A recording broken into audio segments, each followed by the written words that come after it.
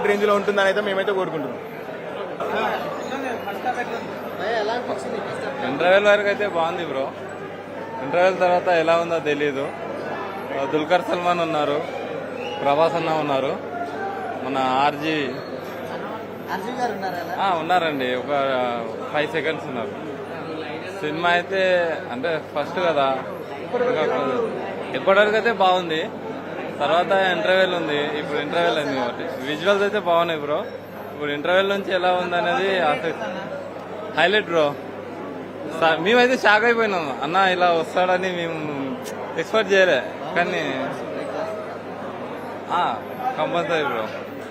కాకపోతే ఏంటంటే ఇప్పుడు ఇంటర్వెల్ తర్వాత ఎలా ఉంటుంది అనేది అయితే ఒక రేంజ్ లో ఉందన్న. ఇంటర్వెల్ ట్విస్ట్ అయితే మైండ్ పోయిందన్న. ఒక్కొక్క సీన్ చూస్తే, ఒక్కొక్క షాట్ చూస్తే మైండ్ పోతుంది లోపల. అసలు ప్రభాస్ ని ఇట్లా ఇన్ని రోజులు అవుతుంది ఇలా చూడకుండా. నాగాశ్వినికి దండం పెట్టాలన్న. ఫస్ట్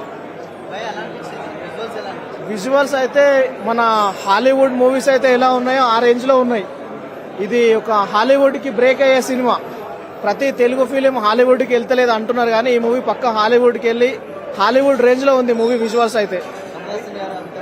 కమల్ హాసన్ క్యారెక్టర్ అయితే యస్కిన్ ఇది బాగా చాలా వండర్ఫుల్ గా చూపించాడు.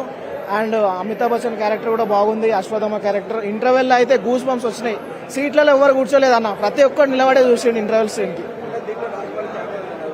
అన్న. ఇంకా ఫస్ట్ హాఫ్ లో అయితే రాలేదు, మేబీ సెకండ్ హాఫ్ లో ఉండొచ్చు అని ఎక్స్పెక్టేషన్ ఉన్నారన్న. అది స్పాయిలర్ చేస్తే వేరే ఫ్యాన్స్ కూడా అంత ఎనర్జీ రాదు. థియేటర్లో ఎక్స్పీరియన్స్ బాగుంటుంది. Thank you.